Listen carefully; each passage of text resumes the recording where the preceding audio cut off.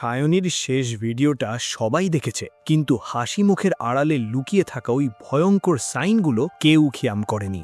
আমরা সবাই ভাবি যে মানুষটা ক্যামেরার সামনে এত হাসি খুশি, সে কিভাবে নিজেকে শেষ করে দিতে পারে। কিন্তু টলি গসিপের লেটেস্ট রিপোর্ট অনুযায়ী জনপ্রিয় ব্লগার সায়নী চক্রবর্তীর মৃত্যুর পর যখন পুলিশি তদন্ত শুরু হয়, তখন তার লাস্ট ভিডিও থেকে এমন কিছু হিডেন ক্লুজ বা গোপন সূত্র সামনে এসছে যা পুরো নেট পাড়াকে স্তব্ধ করে দিয়েছে। সবাই যেটা ভাবছে, আসল ঘটনা কিন্তু সেটা নয়।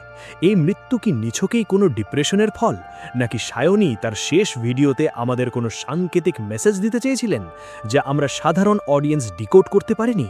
ভিডিওটা শেষ পর্যন্ত দেখুন, কারণ আজকের এই মেগা ডকুমেন্টারিতে আমরা পুলিশি ইনভেস্টিগেশনের এমন কিছু ডার্ক ফাইন্ডিংস রিভিল করব যা সোশ্যাল মিডিয়ার পুরো অন্ধকার জগৎটাকে আপনার সামনে এনে দেবে।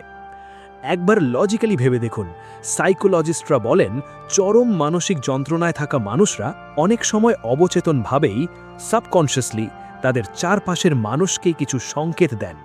সায়নীর শেষ ভিডিওগুলো যদি আপনি ফ্রেম বাই ফ্রেম অ্যানালিসিস করেন, তাহলে একটা অদ্ভুত কন্ট্রাস্ট দেখতে পাবেন। মুখে হাসি থাকলেও তার চোখের দৃষ্টিতে একটা চরম শূন্যতা ছিল। হয়তো তার বডি ল্যাঙ্গুয়েজ, তার বলা কোনো নির্দিষ্ট লাইন, সবকিছুই একটা সাইলেন্ট ক্রাই ফর হেল্প বা বাঁচার আরতি ছিল। কিন্তু প্রশ্ন হলো, একটা মেয়ে যার লাখ লাখ ফলোয়ার, যার জীবনটা বাইরে থেকে এতটা গ্ল্যামারাস, সে কার কাছে সাহায্য চাইছিল? আর পুলিশি তদন্ত শুরু হওয়ার পর সায়নীর পার্সোনাল লাইফের এমন কোন ডার্ক চ্যাপ্টার সামনে আসছে যা এতদিন সোশ্যাল মিডিয়ার ফিল্টারের আড়ালে ঢাকা ছিল? বস, ওই পুলিশি ইনভেস্টিগেশন রিপোর্ট আর সায়নীর হিডেন ক্লুজের পেছনের আসল কালপ্রিট রিভিল করার আগে আপনাদের কাছে আমার একটা সিরিয়াস কমপ্লেন্ট আছে।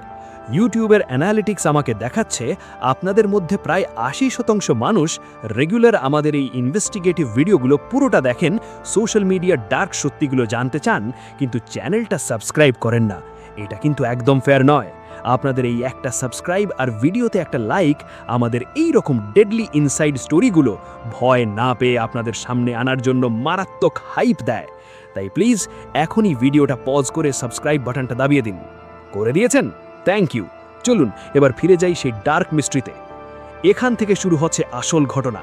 পুলিশ এখন সায়নীর ফোন, তার হোয়াটসঅ্যাপ চ্যাট এবং সোশ্যাল মিডিয়া অ্যাকাউন্টগুলো স্ক্যান করছে। ভাবুন তো, আপনি একটা বদ্ধ ঘরে বসে আছেন আর হাজার হাজার অদৃশ্য মানুষ আপনার চরিত্র নিয়ে, আপনার ব্যক্তিগত জীবন নিয়ে চারপাশ থেকে নোংরা কথা বলছে। আপনি ঘর থেকে বেরোতেও পারছেন না, আবার কানে আঙুল দিয়ে রাখতেও পারছেন না। ইনফ্লুয়েন্সারদের লাইফটা ঠিক এইরকমই একটা সাইবার জেলখানা। তদন্তে উঠে আসছে সাইবার বুলিং এবং চরম ট্রোলিংয়ের একটা বড় দিক।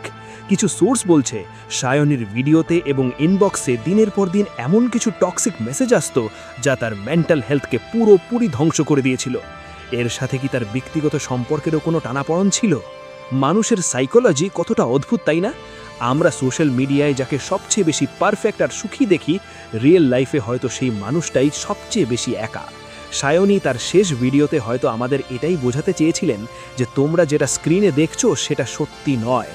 পুলিশি তদন্তে হয়তো কোনো একজন কালপ্রিটের নাম সামনে আসবে না, কারণ এই মৃত্যুর জন্য দায়ী আমাদের এই পুরো টক্সিক সোশ্যাল মিডিয়া ইকোসিস্টেমটা, যেখানে ভিউজ আর রিচের চক্করে মানুষ তার ইমোশনটাই হারিয়ে ফেলেছে।